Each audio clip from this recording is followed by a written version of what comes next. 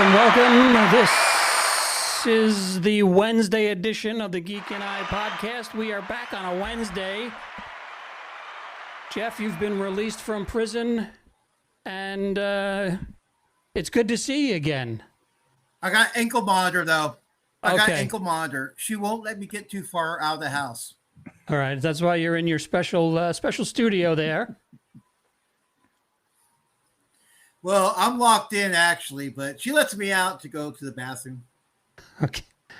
Okay. Little too much information on I'm that joking, one. man. So, I'm joking. So I'm if joking. let's since you haven't been with us for a while, I think it's appropriate for you to do the introduction of our guest tonight.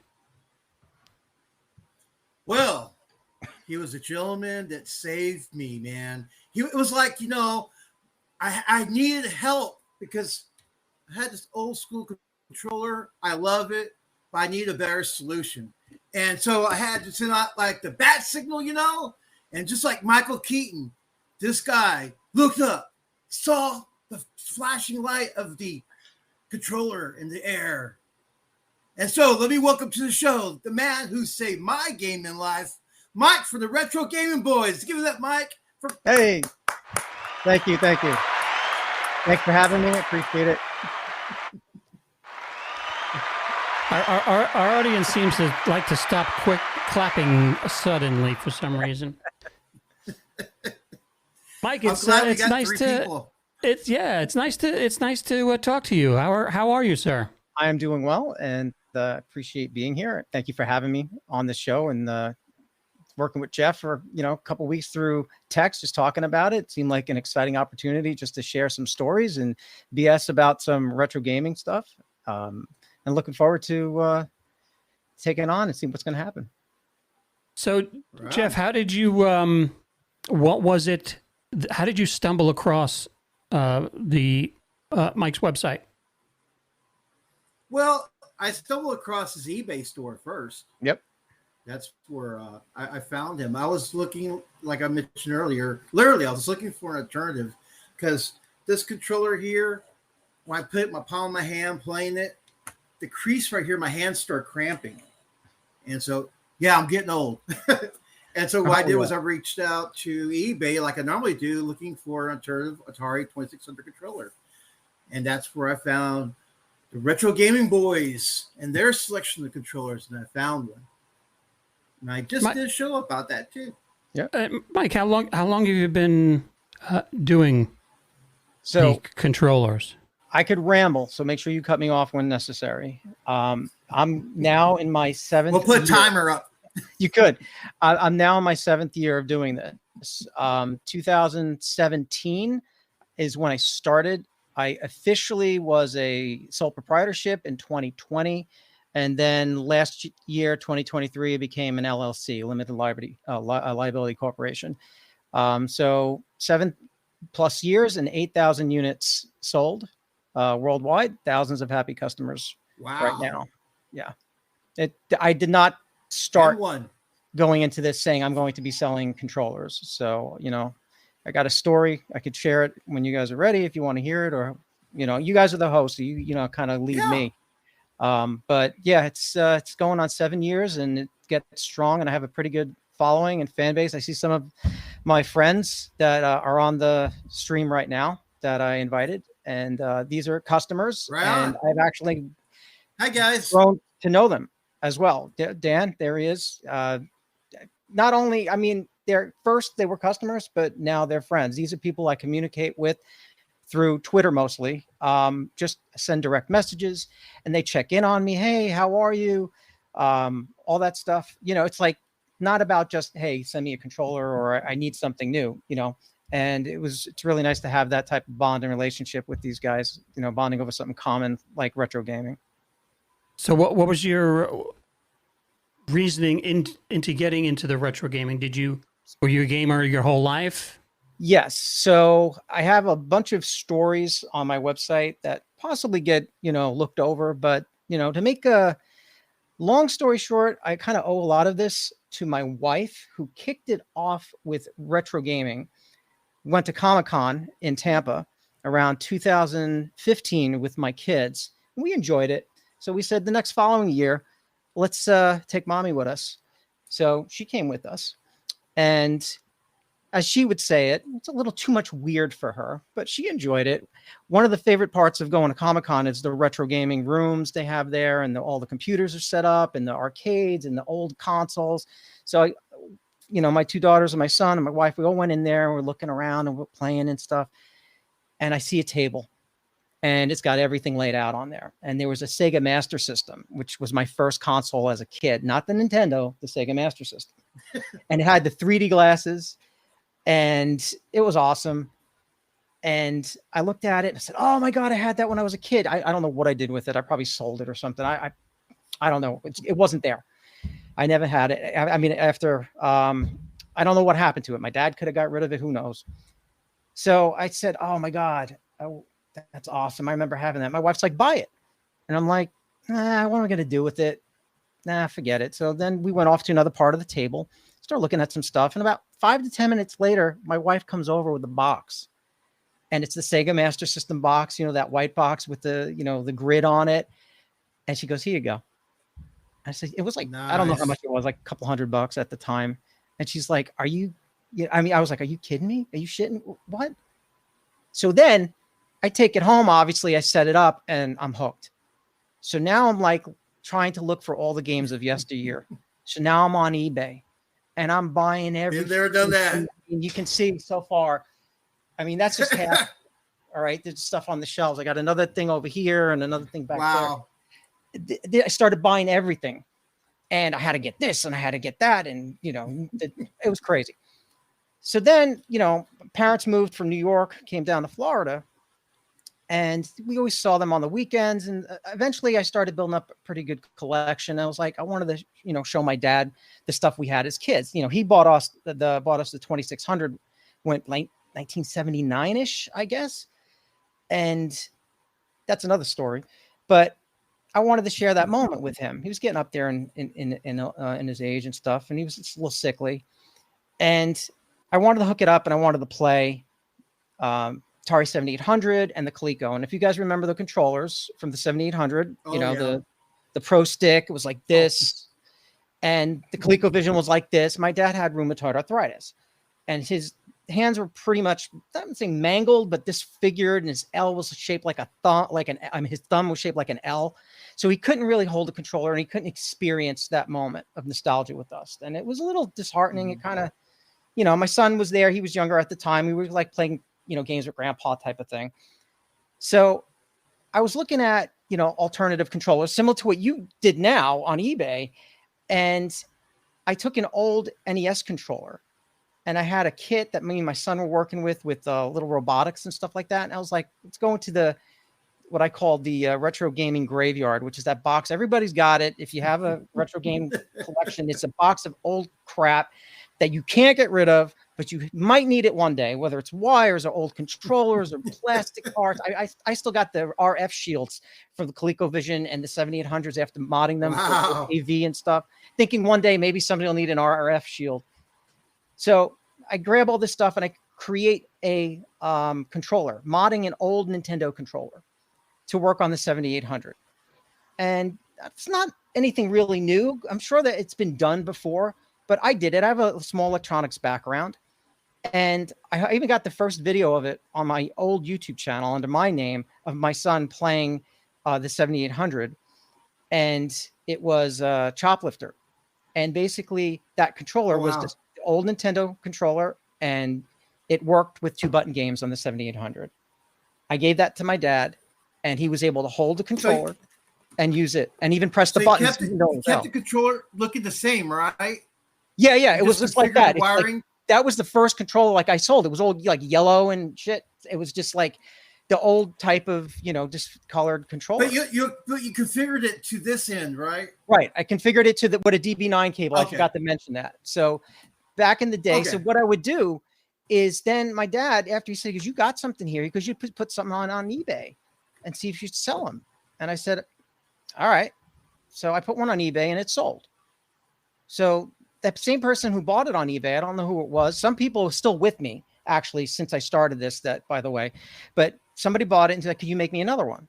It's like, yeah, I made another one. This was actually taking the circuit board from the Nintendo, removing the chip from the Nintendo, carving the traces, running resistors and wires, hooking up the cable in certain area. It wasn't difficult if you have. How long did that take? It was time consuming. But the longer part was scouring eBay to find all the old Nintendo controllers that didn't look like shit, that weren't broken, that weren't covered in friggin' Coca-Cola and boogers and all this other stuff that you could imagine. So after this started to take off, right, I started buying all these old controllers off eBay, even from police auctions. I swear one of them came back with white residue on it. I swear. This was a police auction. And you found my controller? Yeah. So I would take all of these controllers, I would modify them. It started to get to a point where it was too much. So I started investigating creating my own circuit boards. So creating the design for the PCB, submitting it to a manufacturer, then getting the circuit boards. And then going to a manufacturer and getting the mold injected cases to put the circuit boards in.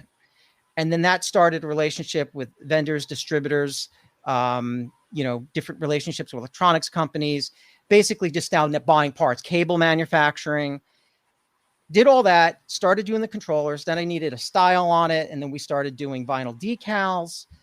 And then one of my friends introduced me to 3D printing. And that's when things started to take off, because somebody said, can you make me an arcade stick? And I'm like, you can get these mold injected project boxes. Mold injection is great, but certain times it's too expensive. The way they have to be shipped in bulk, you have to buy them in like 10,000 units. Sometimes it's ridiculous.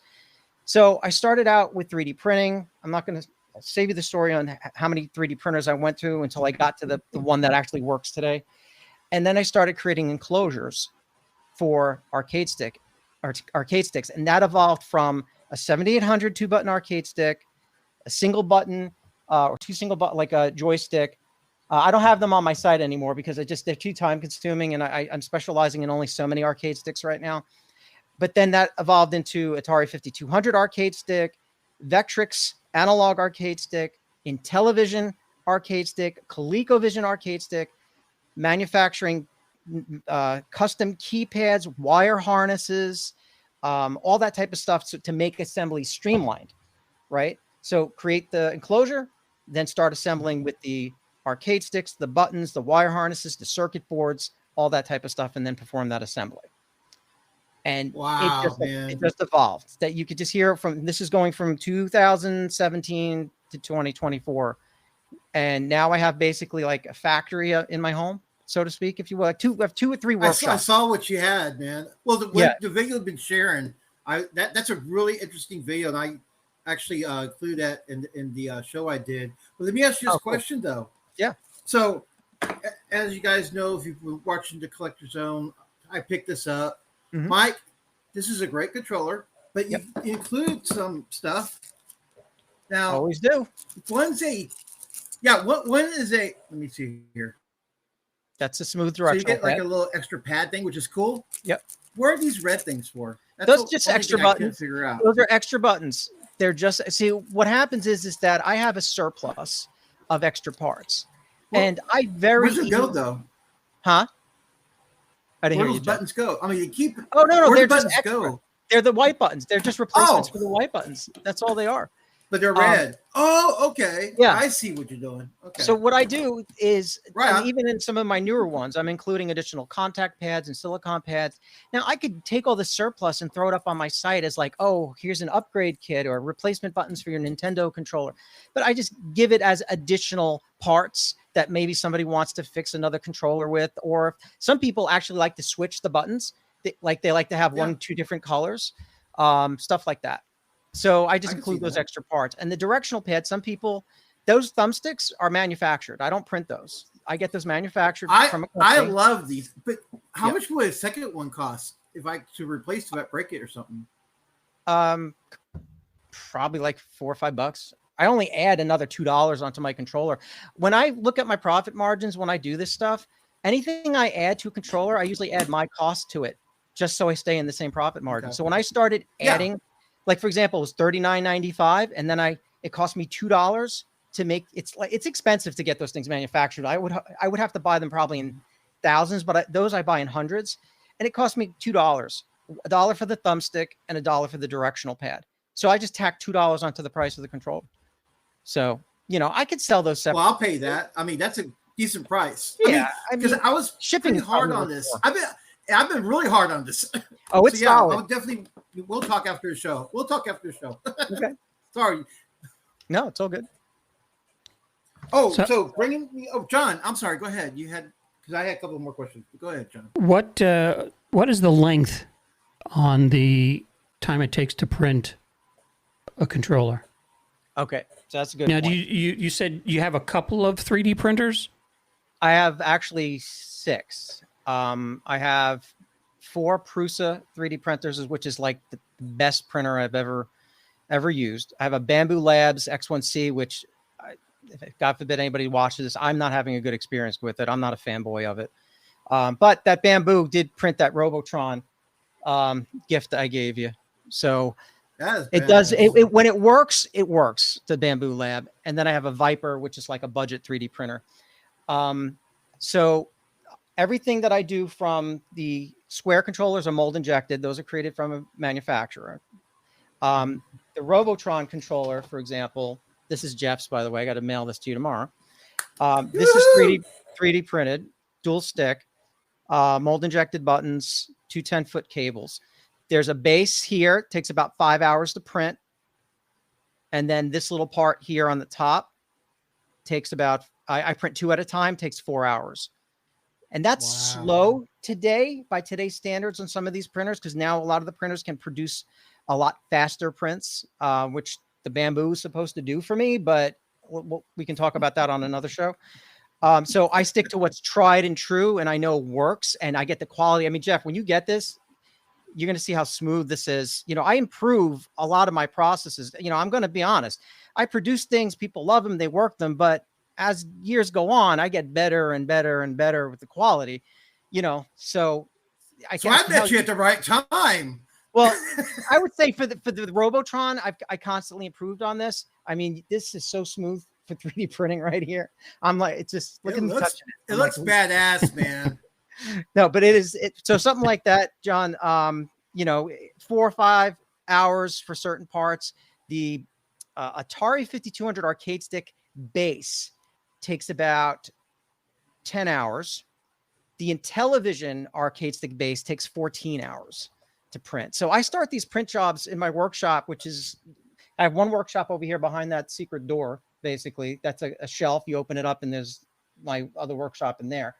And that basically start the print jobs at night, and those things do what they have to do. And I wake up in the morning. Sometimes there's a couple hours left. Sometimes they're done and they're ready to go. Now, is it one at a time? Because I was just up at the Texoma Comic-Con, and I was speaking to a guy who was doing Star Wars helmets 3D printed.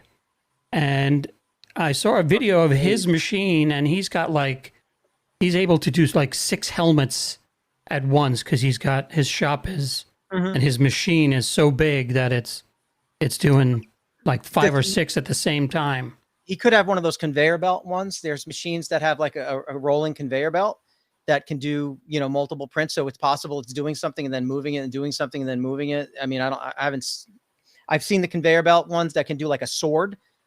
So, it constantly just stretches out along the conveyor, but these are just single bed 3D printers that can just do one at a time, depending on how much room is on the bed. So turnaround time from an order to my door, say it's 3 days shipping. How long is the process? So that's 6 to 8 weeks, probably, depending. And I have all these disclaimers on my site. I got so much business going on. It's like, if you don't want it, then go somewhere else type of thing. It's like when you check out, there's a checkbox that says you agree to terms and conditions. And then when you go to the terms and condition page, it says, first, you understand Mike has a family and a day job. Second, you understand these things take time to build. It's like you're agreeing to these terms and conditions before it won't let you check out unless you click that checkbox. So check this out, guys. I'm sorry, Mike. I have to share this. So Mike has been really cool, and he's been telling me about my shipment. And so he gave me an email about the notification about shipment. And then I asked, I told him something in regards to the shipment. And he said, "Hello, retro gaming customer. This is an automated message from the Retro Game Boyz or the email messaging system. Thank you for your interest and for your message. As much as I want to respond right now, I'm either at my day job or my wife will kill me if I start answering emails during family time." And that, you had me cracking up over that, man. That's my automated. I just added that. That's recently. Awesome. Thank you. Yeah. Wife and I were talking about that because we like to relax at night, watch a lot of movies. We're doing a lot of, I just finished Band of Brothers, and, we're doing a lot of World War II movies and stuff, documentaries, and the phone goes off a lot. And I always want to be courteous and get that customer and say, "Hey, I'm here for you," but I also got to be there for my family. My kids, they're in their 20s, and my son is 18. They're old enough now. And they just say, "I want a present father." They joke around. They don't mean it, but that's, if they see me on the phone. And the biggest thing right now that's going to be on my tombstone when I die. Oh, no. Okay. I use voice to text. Okay. And whoever's watching this in my family knows now, I say, blah, blah, blah. Thank you. Blah, blah, blah, blah, blah, blah. New line, regards, comma, new line, Mike. And it just basically in the dictation, it puts the space and the comma and the mic. So now every time they hear me, new line, regards, comma, new line, Mike, new line, that's all that it gets thrown up in my face all the time. It's like, I feel self-conscious saying it every time, but that's the big joke. When I got your text message really quick, I thought, man, he's a fast typer. Oh yeah. I have macros on my phone that send automated messages. Every time somebody buys from eBay, I go right to the eBay. I hit contact buyer. I hit the message and it sends it. In other words, they need to know you're going to wait at least 5 to 10 days for a control pad. Or if they're on my site, I have more control. The whole eBay thing is that I get a lot of traffic on eBay, a lot of net new, as we'd call it in the, sales business. And then they gravitate over to my site, and then they want some other things. They get a discount, they save money, all that type of stuff. But there's some, you've seen mobile devices. They don't read. People don't read the descriptions, and eBay doesn't make the best experience. They're like, "Oh, I'm buying this controller. Buy." So 2-3 days go by. "Hey, where's my controller? Why didn't you?" And some people, the majority of people have been great, but there are some people out there that are just like expect everything, and they're like, "Well, I paid for it and you never shipped it." I'm like, "Oh." Calm down. So I go in and I explain that, and they go, "Oh, I'm sorry, I didn't read the description. You're right." And then they turn around. But what happens is that eBay stigma of just every seller on eBay is an asshole. Because am I allowed to curse, by the way? Is that gonna feel free? Stop it? Okay. Because you two got cursing. I'm not an asshole, man. Yeah. Well, that's that's the deal. It's like, you were great, Jeff, right off the bat, communicating wise. But yeah, they're like, every seller on eBay is predisposed as being an a-hole because somebody got burned by somebody else. And if you look at my feedback, you see like a lot of things that people like, I wasn't expecting to be treated like a real customer, you know, all this type of weird stuff that it's like, man, what happened to I you? said that too. Yeah. Okay. So anyway, You have the best customer service, man. I was try. really floored. When I first started talking to you, I was floored by how respectful you were. Then as you know, we opened up over time, you know, I was just like, when I finally got your controller, and I say finally because good things happen to people who wait. This thing is top of my list. I love it. And then that brings me to this thing. I couldn't play this game because of me. My Atari 2600 Plus booster grip wouldn't load it. Oh, yeah, but that's right. It won't load. You said you could do it. Yeah, but wait, load, does that work on your 2600 Plus? It won't work. Well, I was wondering if this controller will work Omega Race since it's 2 buttons, thrust and fire. It won't because Omega Race used a different pin on the controller. Oh, so that's why you have to buy my Omega Race controller. But technically, which is that one. But, you know, it's funny. A lot of people, it's like, you know, you have controllers for many different things, right? You have the customer that's like $70 or whatever it is. I'm not going to spend $70 to play one game. But then I'll ask the other 200-300 customers who said, I'm spending $70 to play one game called Robotron. But, you know, that type of stuff. So it's like, I'm not worried about that one customer who does it. If he's never going to buy, or he's never going to buy anyway, you know, or he's going to hem and haw or try to find a cheap alternative, et cetera, et cetera. But 7800 wasn't designed to work with the booster grip. The booster grip was introduced with the 2600, and it just used an extra pin to initiate the thrust and the fire. So technically, if you opened up that controller and you pulled out that resistor, there's a resistor in there. You pulled out that resistor, you'll lose the 2-button 7800 capability, but you'll get the booster grip capability.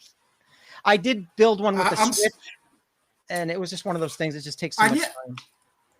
It wouldn't load on my 2600 Plus. They're talking about might work if they do the update and some beta. I'm not jacking my 2600 just to play one game. Well, so, it doesn't work on the Retron either. The 77. Playing this and this together was fun. Yeah. Well, yeah, kind of. But which is why you got that controller for me. Yeah. I can't wait to send it out. Oh, go ahead. I know, man. Oh, sorry. We talked too much, John. What, you had another question? No, go ahead. You know, I just find it interesting. Listen to you guys because, I mean, my gaming experience peaked in 1982 with my Vectrex. So, you know, I was never a gamer, and you know, my son's home from the. He just got out of the Marines, and he's playing all his video games now, and he's giving me all his old Xbox stuff, and you know what? I got this thing. Yep. And it's got way too many buttons.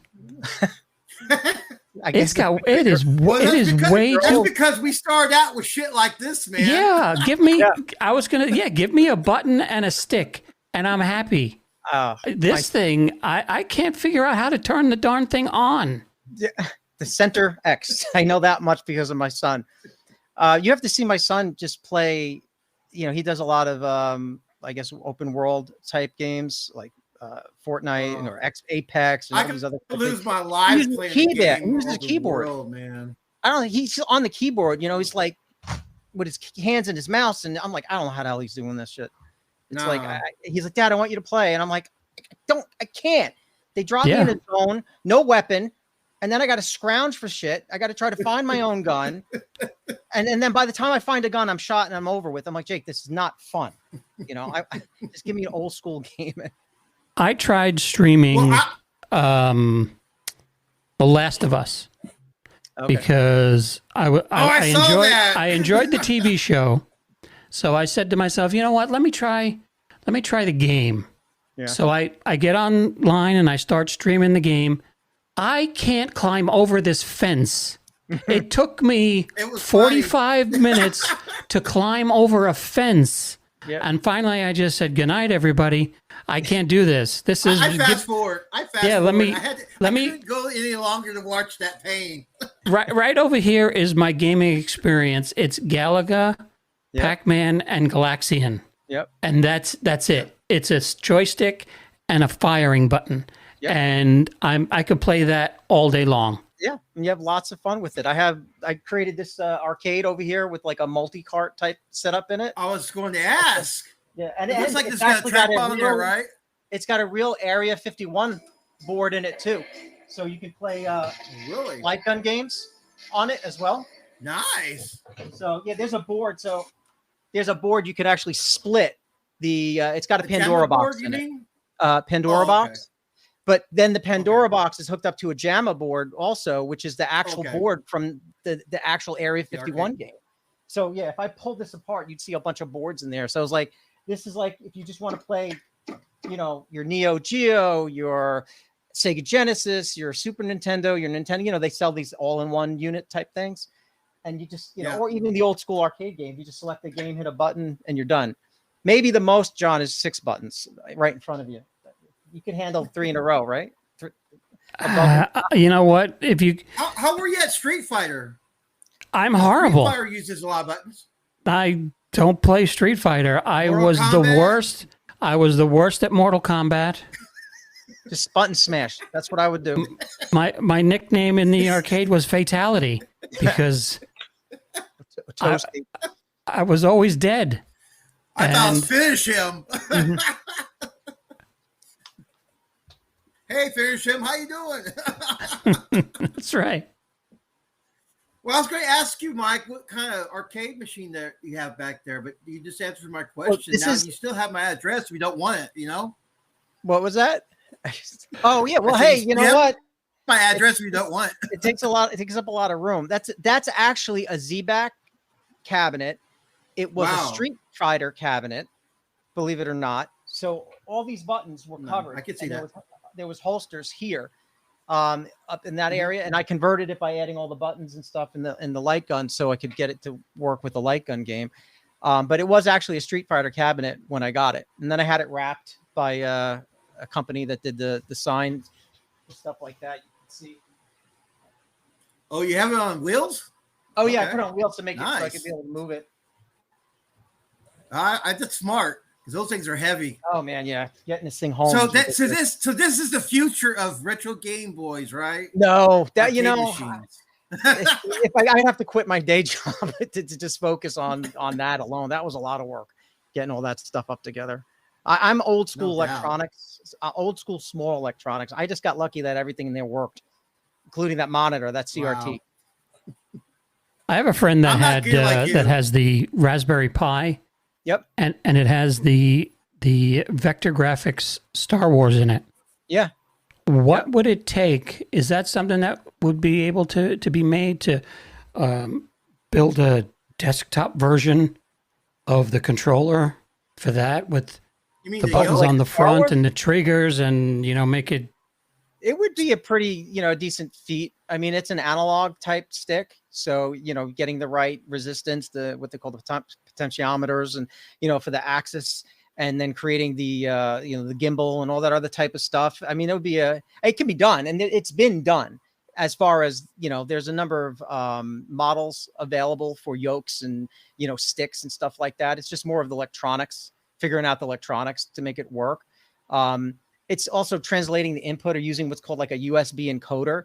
So a lot of stuff people want to play on a PC, right? So that's the other thing. All my stuff that I make is for the original hardware, the original That's what I love. console. But there are other great creators out there. I partner with a few of them that create USB adapters to work with RetroPie or PC. And those go into a regular really? USB port. Yep. They go right into a USB port. So you got adapter. And then that plugs right into their adapter. And then you have So basically your old school controller playing a emulation game on your PC or RetroPie. But the problem, I can plug it right into my Pi. Will it register it? Or well, do I that's the have to thing. So map here's it? where the trick comes. For something like a 2600, you got one button left, right, up and down. You're okay.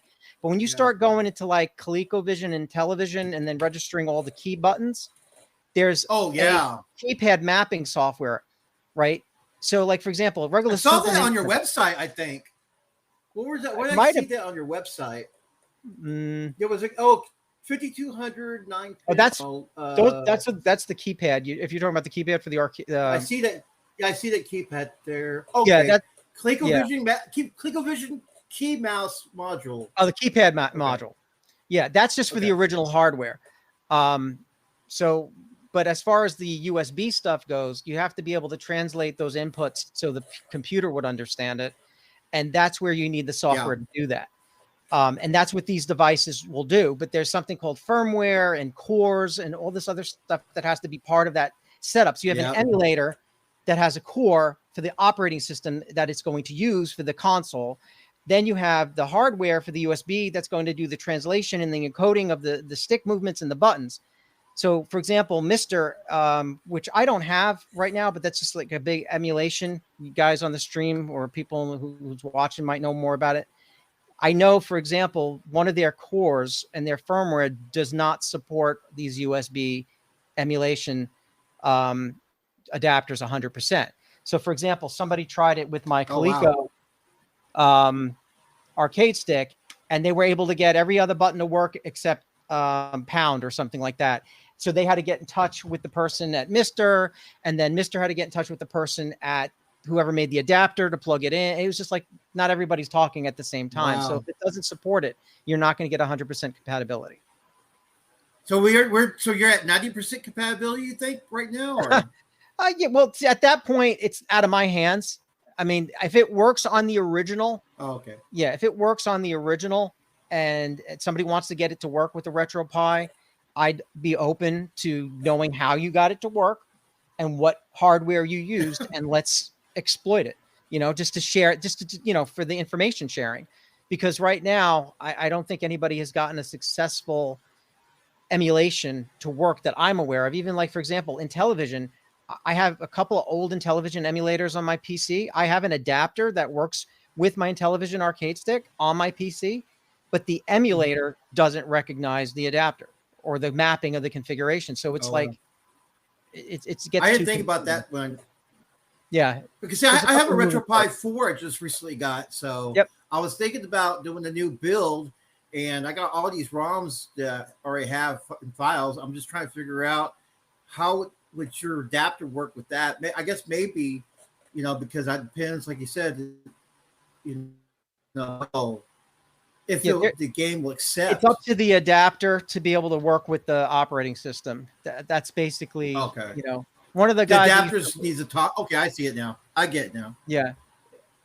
Could I share my screen real quick? Sure. This is one of the guys. Chicken Bow Wow. There we go. Share. I understand. We need dim the lights for this video here, Mike. Select tab to share. Select window, entire screen. There we go. And Chrome tab, iCode. There we go. Pull up your bank account. Okay. So this is going to be a plug for one of the guys that I've worked with in the past, iCode.com. Here are some of those adapters. So this one is for Atari joystick paddles. This one is for, it's a 4-port. This one is a Bluetooth wireless type of thing, which I'm not too sure how well that, I haven't had too much success with wireless. But these adapters, he also had one for the 5200. Here's his old school adapters. These are the originals that he had. And he had some for the 5200 as well. But these are the USB adapters that I'm talking about that could possibly work with a RetroPie or a PC. But the key word is possibly. Okay. Yeah, and that's like above, my pay grade, so to speak. Well, I mean, I just know that getting your Robotron controller will work on my Robotron because I was watching your videos and you were jamming. And I'm like, you saw that one, yeah. I was really like, oh, come on. I was trying to run and shoot. It's impossible. Yeah, it's impossible. I mean, you could try to have fun with it, but yeah, my highest wave is 47, 1.7 million, I think. Okay, I gotta write this on down. Robotron. So I need to beat this. I've sold over 200 of those Robotrons since I started making them. Really? Like you're looking at version 3. I've come out with a couple of versions of them. And there's enough people out there to, if they still have them, to do like a Robotron challenge or something like that to see who can get the highest score. Can you make one out of gold and red? I now I can, you're like I'll chrome update. looking, like a chrome finish instead of the black. I was wondering in the future. I haven't explored that yet. I mean, there's this electroplating I was looking into at one point. There's a lot of work to do that. If you have seen it, looks cool for the people.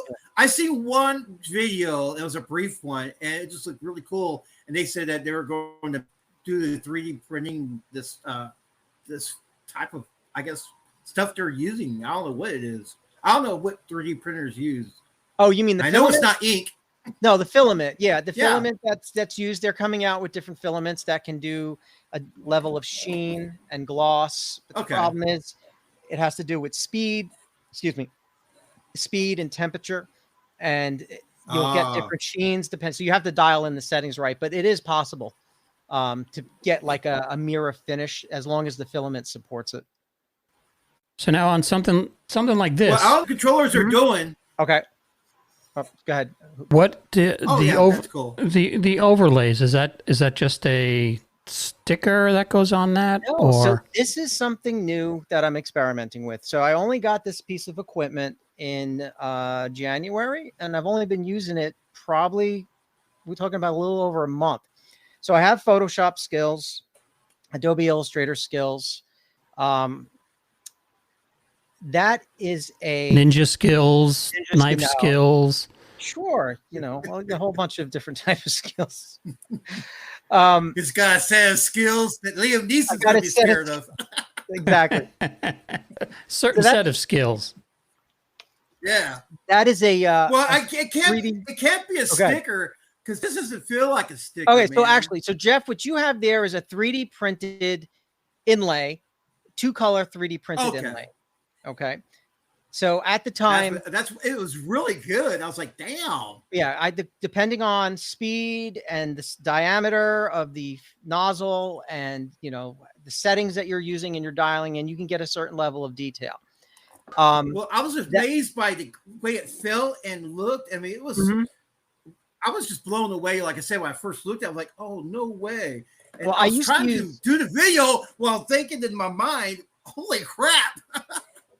I used to use vinyl decals that I used to get made from a print shop, but that print shop went out of business and nobody wanted to take on the extra work. So I had to come up with a way to continue my product. So I came up with 3D printing, but I was limited to a 2-color design, white and black. Now I could do multicolor, but it takes more time because you're manually changing the filament at different layers to get the different multicolor effect. Wow. Then the Bamboo Labs X1 Carbon came out, which was this multi-material 3D printer. And like I said, it does, when it works, it works pretty nicely, right? So can you put it close to there you go. Yeah. So this is that is badass, man. Okay. And this took about 2 hours to print. There were 89 filament changes during the process to make this. So it's got it. Will you be selling these on the website too? I had, but nobody seemed to take an interest in it. So I kind of make them and just give them away as gifts sometimes. But I had them, if somebody wants something, I can make them stuff. But I was thinking about starting some kind of subscription where once a month, I'll create some kind of 3D printed character, for, decorations or whatever, and they get one for free every month or something like that. But it's just one of these ideas I was toying around with. So I started dealing with the multicolor printer to create multicolored inlays. And around that time, I started looking into UV printing, ultraviolet printing, which is basically a ultraviolet curable ink, where you have an ultraviolet light that goes over the ink at the same time. And Jeff, you might have seen some of the videos I posted, and it hardens the ink. So it's just like having an inkjet printer, but with ink that stays hard. I was impressed. Kind of like Viagra. Oh. It's Viagra for an inkjet. Viagra for printers. For printers. So that's I started. There you go. I knew the show's going to take a turn. We got a little mixing board there too. So I started investigating into UV printing. That's another story too. If you ever want to talk about UV printing, holy shit, the stuff that I'm learning and what I'm dealing with and expenditures and all this other type stuff. But the thing is that I had to create jigs. I 3D printed my own jigs, measurements, put a 3D printed inlay, which is just a plain black 3D printed inlay that's a certain depth. And if you want to show that picture again, John, just to give an example.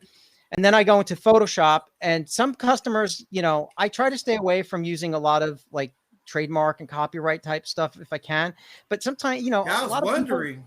A lot of people get away with it. I'm not saying that, because they do it, I should do it. It's that if a customer says, hey, can you make me something? It's like, yeah, I'll make it for you. It's like, and then I'll have a couple extra and then I'll just get rid of them. And then I'll go back to generic design. So you can see that a lot of generic, this is my new, so instead of that Atari Fuji, this is the new design for the 7800. That's really cool. Right. So that's the new really design. Cool. For the But I need to have the little circle pad thumb thing, Oh, well, yeah. It's a lot. That's another story. To each their own, right? Some people, depending on the size of their hands, the size of their thumbs, how sensitive it is. Well, I'm not that fat, but I didn't say that. You haven't complained, but I get calls like, hey, I can't play my Pac-Man. I can't get my angles on my Pac-Man or something. It's and I'm some like, size, man. Yeah, that's pretty decent. It works. But I like the idea. It's shooters. This works very good with shooters. Oh yeah, because you got all the different 8-way directions on that.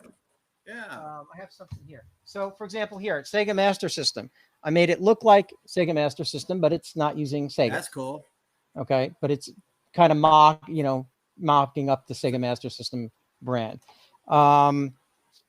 Wood grain 7800. This matches, if not close, to the 2600. I saw you trying it. I mean, it was getting close. I actually had to go through a couple of iterations of this. This actually matches as close. I was doing laser cutting of real wood veneer for some time, and that got really expensive. And I said, these are all sticker kind of things? No, it's a 3D printed and they're glued material. And then it just has an adhesive on the back. Okay. I was wondering if it's glue or how do you do no, it? Well, this here, is not. There you go. It's just it's an LCD tape. Okay. LCD tape, which is very strong. Uh-huh. I like that one. Yeah, that's for the Commodore 64. So I just started creating, different types. This one is actually a design of my buddies. I have an artist friend that I work with, and he makes art for like video games, music, movie posters, and he gets a lot of like sanctioned like stuff that he's allowed to reuse.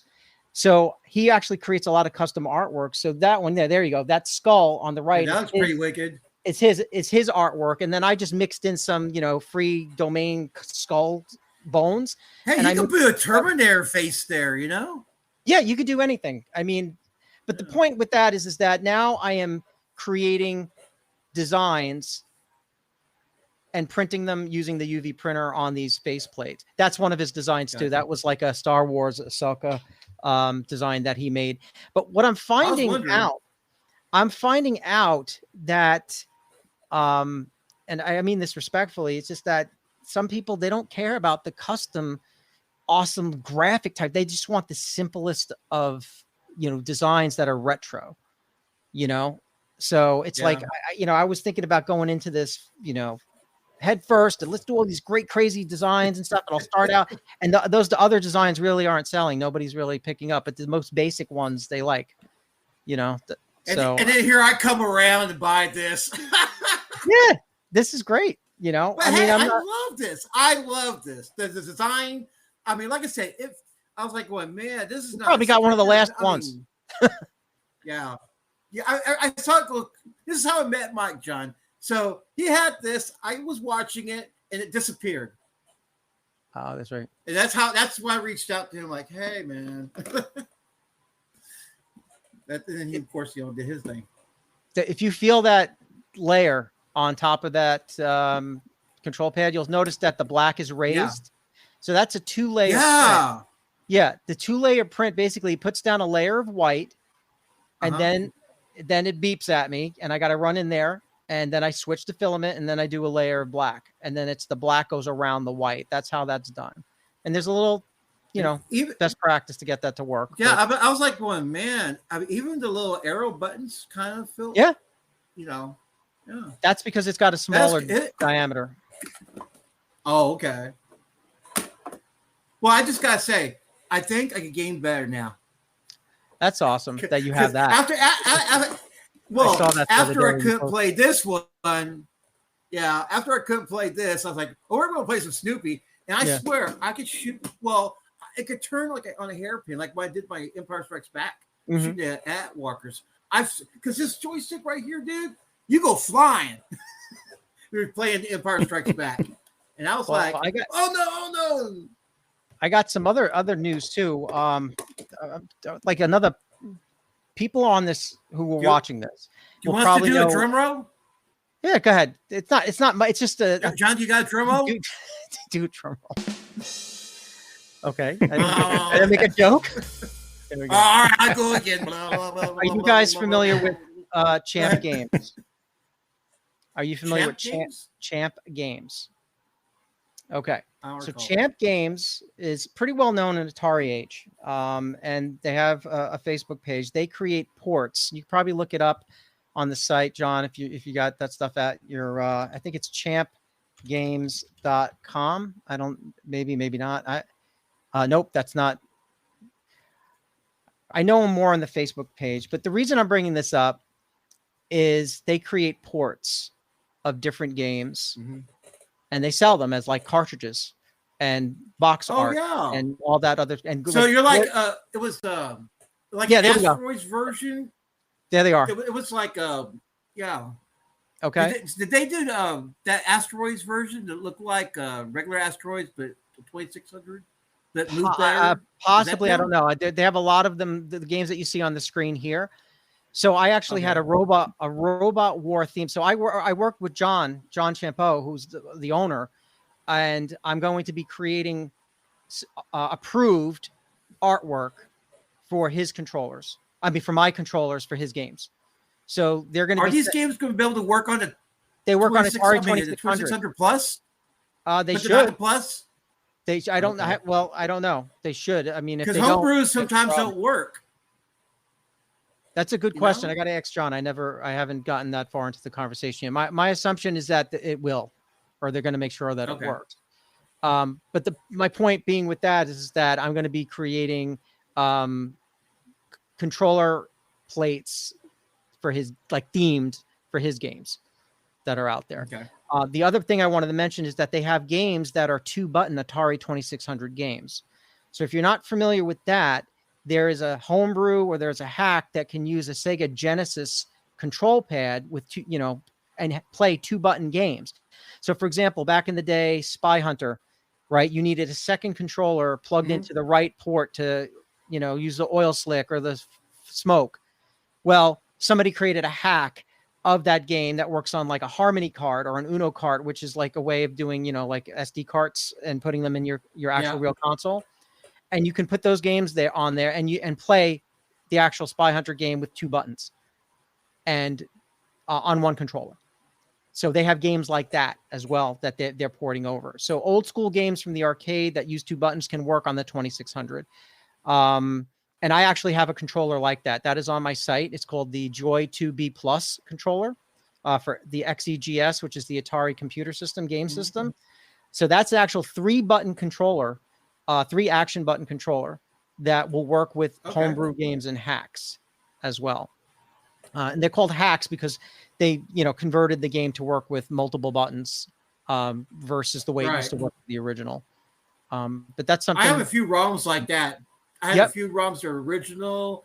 Then there was there's a hack version, and then I had to look up like what does it do differently and all that. Yeah. Usually it's the control scheme, or they had different levels. Yeah. Well, that brings me to the homebrew market, which is booming, and I was hoping, you know what, this 2600 plus round the gate, I thought would be playing every 2600 plus game. Apparently, it doesn't. Yeah. And that kind of to upgrade your 2600 original. I'm always about keeping the original old school. It kind of that makes me think, oh, do I have to buy another one to use that as an upgrade just in case I fuck it up? Then Right. you know, I got my backup. You brick it, and then that's it. It's done. Right, and they have I called up Atari because I got mine directly from the factory, and they said, you know, once you start doing that you see on the Atari age, you kiss everything goodbye because that's not what it's meant for. But they're trying to help others play the homebrew and other games like Omega Race that, you know, for some reason fails. Well, that didn't work on the Retron 77 when that came out back in the day. And I remember opening a case with Hyperkin, and I said, hey, you know, the games that are, hold that game up again. It says something like it's a CBS game, and it says like Mega. Oh, yeah. The games, it's got RAM Plus. There it is, RAM Plus. Yeah. Any RAM Plus game would not work. So like Mountain King, that wouldn't work. A bunch of games that have RAM Plus on it do not work within a Retron 77. So it's something. Yeah, but the thing was, this worked just fine in CBS. I thought maybe at first it have RAM Plus on it. That's the thing. I was like, maybe it's because it has. I was even mentioned that when I was trying to play around, and then after I did the video, I sat back going, I just look like a jackass, and so I had to add the humor into the video just to make same face. And you know, I really wanted to play and try to figure out if this worked with out of the box with that game. That could have saved you a lot of time. I see people that doesn't. Well, you know my channel. I'm about unboxing, experimenting. No, I know. In the Jetmosphere level. That's awesome. You know, that whole Atari 2600 plus experience, I got to share a little story. Like it. I want to share. I like it too. But I want to share a story which made me go fucking crazy. Customer had placed an order on eBay. All of a sudden, I start seeing tons. All right, when I mean tons, I'm saying like 10 or 12 on a weekend. Atari 7800, you know, and you hear the eBay cha-ching noise, cha-ching noise, cha-ching noise. Like, what the fuck is going on? And then I'm like, selling drugs, yeah, right. Like, did they just shit? They released the friggin' 2600 plus, and it didn't come with a 2-button controller, and it will, and it's going to be released in May. Oh, it's sold out. The pre-orders are already sold out. Mine's still better. Theirs comes with a 5-foot cord. Mine comes. I'm only bashing them because I like that about your cord. It's Atari-ish. It's not, you know, a little guy in his basement like me. Mine's a 10-foot cord, and I got custom retro graphics. But no, anyway. But they didn't have the 2-button at the time, and I started seeing all these sales. Oh, that's why. And what happened was somebody said, hey, somebody in Discord said your controller doesn't work with the 2600 plus 7800 games. And I said, are you sure? And they're like, yeah. And I'm like, oh shit. So now I'm going through all my eBay sales, asking people, did you buy for the original? Did you 2600 plus? Original 2600 plus? Original? A lot of people said 2600 plus. So I said, all right, well, I don't have a 2600 plus in-house to test it.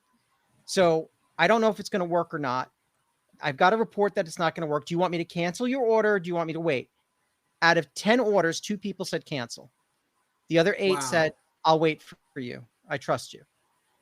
So sure and the only thing it did was just the button thing, right? Well, that's the thing. I don't know what happened. I don't know what the original thread was in the discussion, but it made me go crazy that weekend. And believe me not, believe you me, is that what I'm trying to say? Yeah, I think so. I was able to get between you and me, man.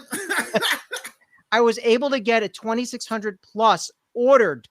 Now people haven't even gotten theirs yet. On Amazon, I was able to get it ordered that Friday night and have it delivered Sunday. Don't ask me how I got. See, Amazon sold out on me too quickly, and that's the reason why I must have got it at the right time. And that took an extra week. Yeah, I got it at the right time. I got it delivered. Wife was like, "It's here." I'm like, "Bye." Ran in my office, hook it up. It works, and I'm like, "What the?" Yeah, it fucking works. I did find out that the buttons were reversed. So one was It's 2 no big and 2 deal. was 1, which is no big deal, number 1. But then they said in the next revision of their software or firmware, they're going to fix it. That gets tricky though, because Yeah, they can't stand by it. See, I saw that. if you can't stand by your product and then say, yeah, I'll do the update, and if it doesn't take, we'll replace it. Yeah. There's nothing. And then in here, if you click this, John, here, it'll say about games, and there's a little PDF that you open up, and there's a list of games, and there's a few that don't work. Apparently, you know, that's how I found out about that shit. But yeah.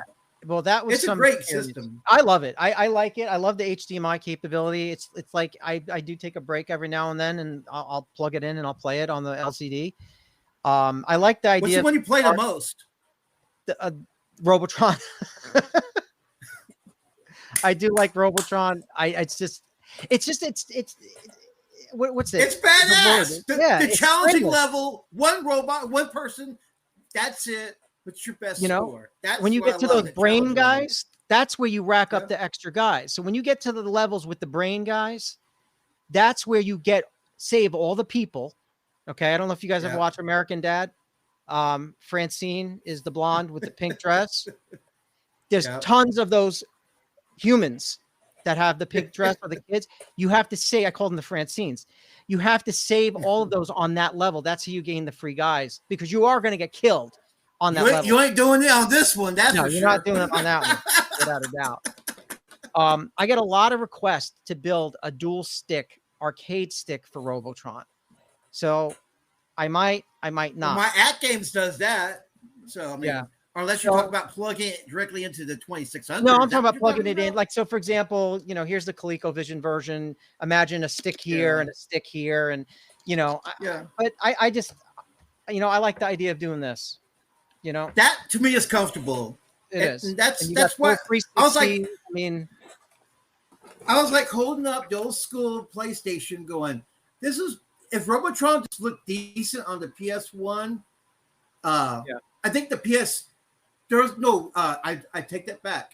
The Digital Eclipse did the very first Robotron port from the arcade just perfectly on their Williams collection. And it worked beautifully with this. Yeah, I love those Williams collections. Yeah, but with the 2600, and I was like, okay, cool. That's for my wife. I got excited. Oh, I got excited. And like going, I had to score this and had to play it and see. Well, I know it's not going to work right. I knew we were going to be talking, and that's how I wound up with your Robotron controller. I had to get just that one game. Yeah, I'm getting texts. My wife just said smile more. And then she just saw it live. I smile. I laugh. Stop it, Janie. Tell her to text you. Give Jeff the arcade game. She'd probably say, come and get it. Because she knows I'm always complaining about running out of room in my office. I'll make room for you. Look, me and John, we can do a day trip. Have a couple of drinks, play some games, and go home with an arcade machine. There we go. Oh my God, there's so many stories. I mean, this is awesome, guys. I mean, I don't know any other things. So let's cover some. There's some questions I had. So we covered your very first console. You said was the Sega Master System. Okay. Mm-hmm. What was your very first arcade game that you played? Oh my God, nobody's gonna remember like this. You walked up and saw the arcade game. All right. So I'll throw out some names, but because there was a candy store. I used to live in New York, in Long Island. Okay, hold on.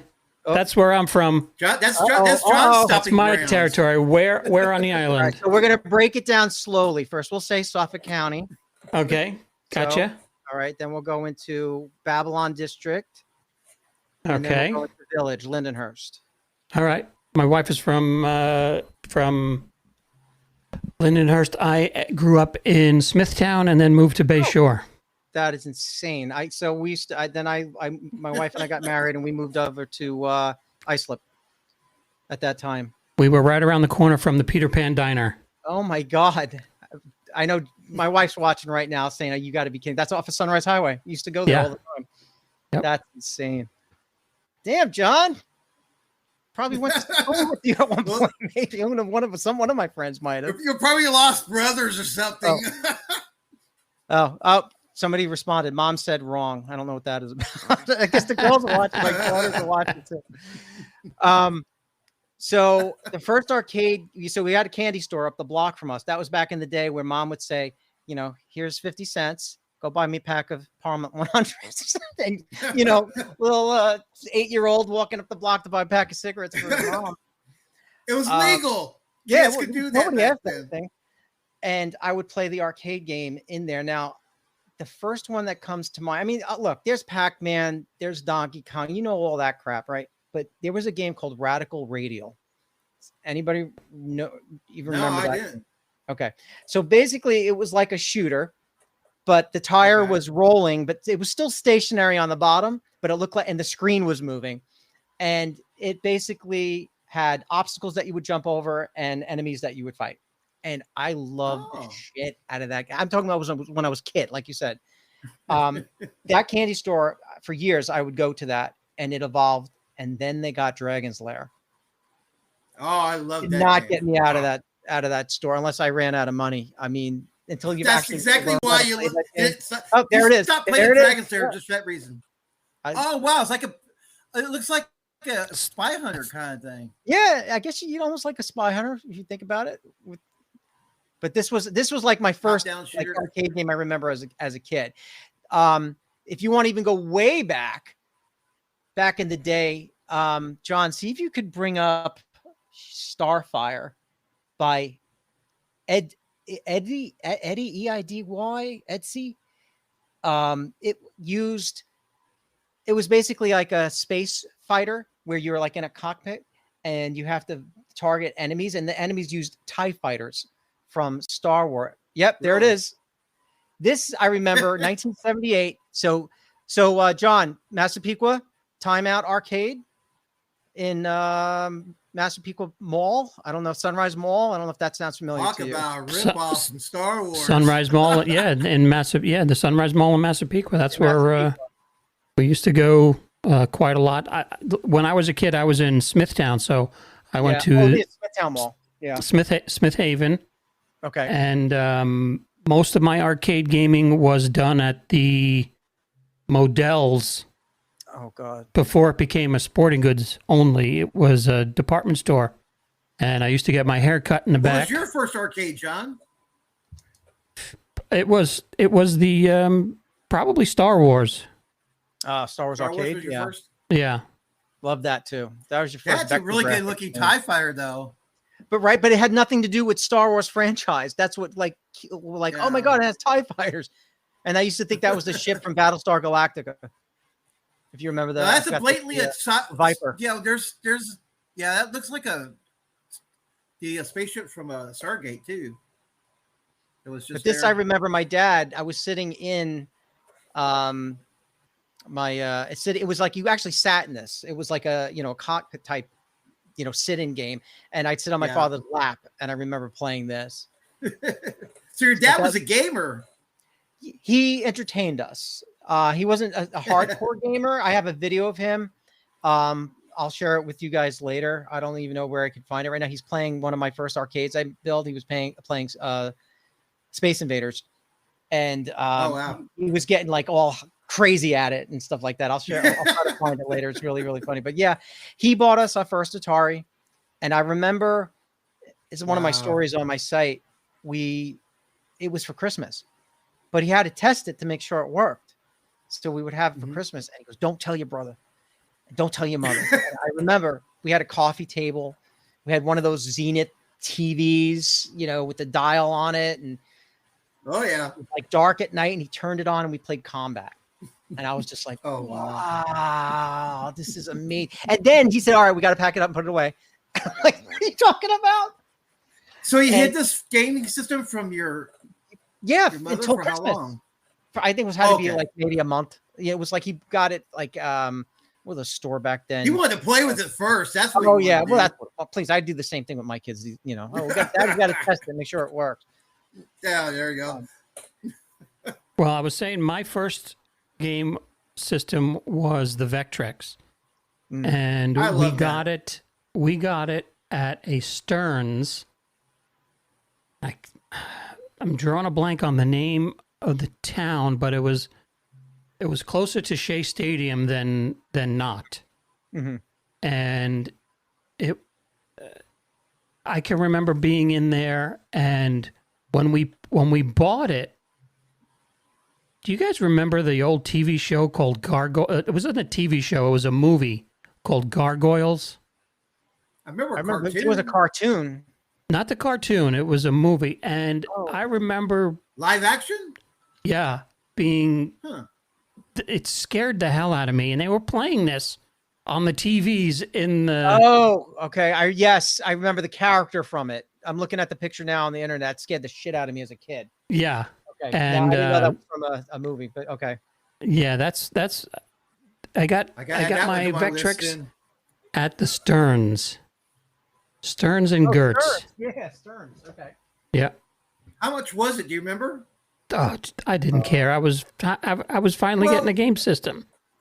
I won one, and I couldn't get one because it was too darn expensive when I was a kid. And I saw them at a closeout at KB Toy Store at Winter Park Mall in San Antonio. They're going for $79.99. Oh my and God. I wish I got one. I didn't. I just looked at it like one. I wish I had the extra $79 because even then it was still expensive. Yeah. Now they're crazy ridiculous now, and if they break, good luck. Oh, trying to find somebody. Oh yeah. So it says. Well, John tried to get it fixed. Yeah, nobody wants to fix mine. Even there's the Maybe Vectrex Fans Unite on Facebook. Somebody offered to, he said, ship it to me and I'll fix it for you and ship it back. And, being from New York, I don't trust anybody without getting a written receipt, right? Or I can come get you. So I never sent it out. I know that feeling. I don't know if my friend Mitchell is on here anymore. He was on earlier today. He's the APH EXT. I don't know how to pronounce that. FX or something like that. Like in the stream on the right. I met him on Twitter, and my Commodore 64 that I had as a kid stopped working, and I posted a post on my Twitter. Anybody fix a Commodore 64? And eventually he and I hooked up. He's one of the nicest guys I ever met. We communicate weekly if possible. I sent it out to him to where he was. I figured, you know what? Why not? What's going to happen? If not, it's, I'll lose it and that's it. But he fixed it and got it, and he put it in even better condition than I had it. He cleaned it up. He cleaned the feet on it. I mean, he even replaced buttons and it went above and beyond, kind of like what I did for you, Jeff. Wow. Yeah. And he sent it back. I appreciate it. No, I'm teasing you, and he replaced the RAM chip, whatever it is. He got it working perfectly. And I'm like, oh my God. So I have this Commodore 64 that, my brother just came to visit not too long ago, and we booted up Bruce Lee, which was a game we had played as a kid. And I'm talking about disc in the floppy drive, type of the command. I mean, it was awesome reliving that type of nostalgic moment. So you worked right out of DOS straight up, right? That was the Commodore 64 operating system back then. That was my first. That's right. It was a computer straight up. Yeah.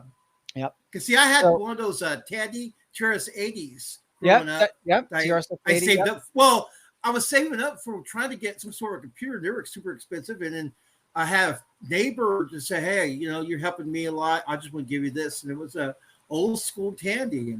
And that's how I learned. That's how I had to learn how to code because, Windows didn't exist back then. Yep. We just got a book. Yep. You got a basic book. I had a book of basic games, and I started coding Atari 800. So my first computer was the Atari. Well, actually, it was the Timex Sinclair, which is also known as like the ZX Spectrum. Yeah. But yeah, I had the Atari 800, and then a big book my parents gave me was like program your own games, and I picked up. And that's how I started learning basic programming. Sitting at the TV in the family room, troubleshooting, debugging, trying to get this crap to work. And then when I got it to work, I was like, "This is it. This is the game. Holy characters!" It was like. You see, I always wanted to build my own game, and I was not good at it. And when I got the Digital Eclipse released the Golden Master series, and they had the one about that karate game. I can't bring in the blank. It starts with karate or karate. Karateka? But Karate. Yeah. That guy worked on the Apple II coding that game, and now he's doing, the Prince of Persia. Yep. That could have been you. That could have been you, Mike. Yeah, no, I had a calling for something else. Well, thank God. I had a Commodore 64. Guys that... Go ahead, John. Sorry. I had a Commodore 64, and the farthest I ever got was making labels for my Star Trek recordings on VHS. That's about as far as I ever got. See, John was selling black market field tapes to the Star Wars special in school. Making those long banners on those dot matrix printers, say happy birthday. Yeah, that was it. That was the height of my programming. Thanks, Street Writer, for your word processing program. And then we'd have copy night parties, sleepovers with our friends. Bring your box of discs and your 1541 drive. Oh, yeah. And nobody would sleep. And we would just swap and copy games all night long. It took a long time to do that, though. Well, believe it or not, when you had a source drive and a target drive, it was not one of these source. Yeah, because everybody would bring their drives and everybody would hook up multiple computers. And then they would have like 2-3 stations set up with source and target drives. So it wasn't like copy, wait, done, then put the target in, wait, done. It was double stack drives. And that's what they would do all night. And then you come home and have these boxes of games that you, to this day, that some of them still work, believe it or not, on that. It's amazing. I'm surprised it works this long. Well, the 3 1/4 I can see because the shell is a little more thicker. But yeah. Then, 5 1/4 and the 8 materials. Oh. Yep. Well, this has been such a learning experience for me because I never thought of, once the thing broke, I never would have thought that, somebody's out there making new controllers. Yeah. Because, it's like you always go down to the store and buy one.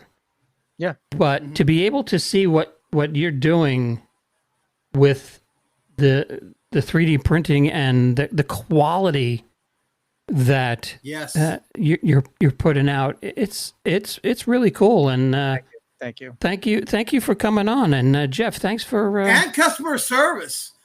Service is class act, man. Class act.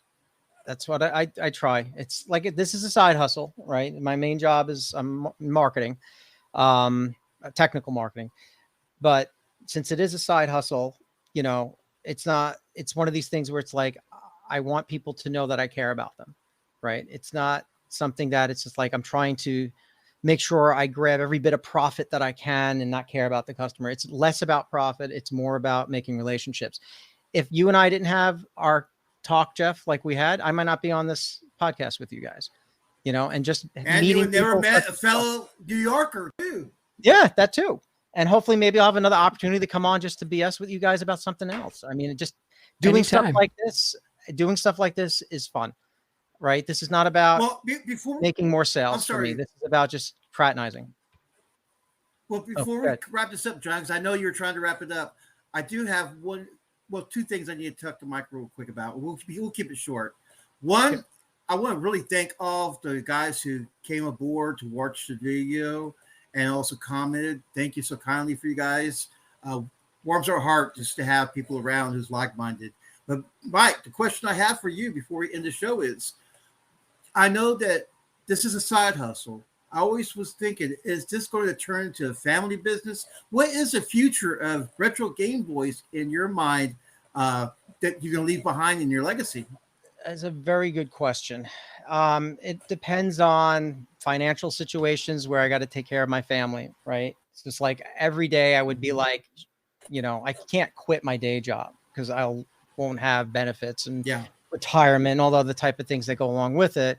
But I like doing this because it defines me as a person outside of my day job and my family, and it gives opportunities to do things like this and meet all these great people like Dan, for example, who's been blowing up the the comments. Yeah, I always remember up, down, left, right, VA start. But I manage it in a way where I guess it's continuing to grow slowly. I talk about, maybe branching off. I can tell you that we have grown. I can tell you my wife helps a lot from the day to day. She is a very important part of this.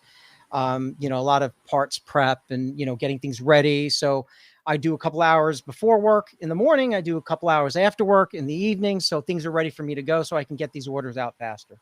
I think continually to go at a steady pace and adding new products to the product line, because I do work with engineers and people who submit ideas and things that they want me to make for them and stuff like that.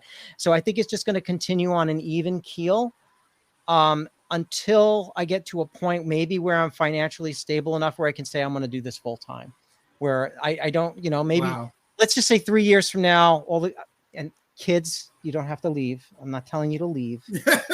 Okay. But let's just say they're out of the house. Put them to work. Right. They're on those. So now I'm not supporting them anymore, so to speak. So maybe that's a signal where I could do this full time, That's your 3-year plan to be full time, 100% Retro Game Boyz. Perfect 3-year plan. Let's see where that brings us. And once they're gone, you have room for more printers. I'm already working on that actually in the garage right now. There's a plan for a couple more printers. I saw a video of a big open space. Is that one giant printer or something? That's a laser cutter. That's a laser engraver, laser cutter. That's in that area, but there'll be a little bit more areas for a couple more printers. You gotta say it like Dr. Evil when you say laser from now on. It's a laser cutter. It's laser. Laser. Oh no, that was supposed to be quote. Quote, yeah. Cool. Well, John and Jeff, thank you. It's good to know you, and thank you for having me on the show. And definitely would be willing to come on again if you would have me whenever you're ready. And I enjoyed it very much, and I'm glad to get along. Glad to know you. Same here. Jeff, what do you got coming up on the Collector Zone this week? Oh, man, you know me. I'm always playing some sort of video game and doing unboxing. And like Mike, I'm all about the Atari 2600. And you'll get this next week. Oh, yeah. So when I get that, here's how far behind I am. As you know on the channel, I do a couple of videos because I have videos I've made that I haven't edited yet. So my job, my day job, like Mike says, some things are a side hustle. The Collector Zone is a passion project that originally trying to just share my collection, talking about things with like-minded people, mainly my family. And it grew into this thing now where I'm sharing my experiences. Most of them are the first time playing games that, hey, I didn't hear about this. Or because for some reason, being a hardcore gamer, I apparently lived in the arcades and played all the popular stuff. And there's tons of games, especially for the 2600 that I've never played before. So yeah, more 2600 to come and some special unboxings too by Mike. Yeah, cool. Very cool. Well, we appreciate your time. Thanks to everybody in the chat for all your input. Dan, Yes. don't piss off the bots anymore, Dan. Okay, so that's all I can say. Well, thank you again, Mike, for coming on the program. We really appreciate it.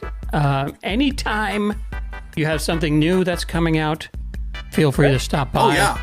All right, cool. I have a feeling Jeff and I are going to be communicating way more even after we're off. He's direct text. We're outside of eBay messaging now. Everything's direct text now. He's actually a contact in my phone too. So give it that about eBay 6 was months, a one-time and then thing. eBay was a one-time thing. 6 months, and then you'll be blocking his number, just like I have. No, so good. John's like, hey, come on the show. Let's start a show, man. That's great, man. Again, thanks for coming on this Friday. Everybody out there, we are doing another Federation Friday. This week is the episode Miri. So if you haven't watched, the original series in a while, grab your episode Miri, check it out, and then follow along with us as me and the gang talk about it on Friday night. Until then. Thanks for watching, everybody. We will see you next time right here on the Geek and I. Take care, guys. Bye. There's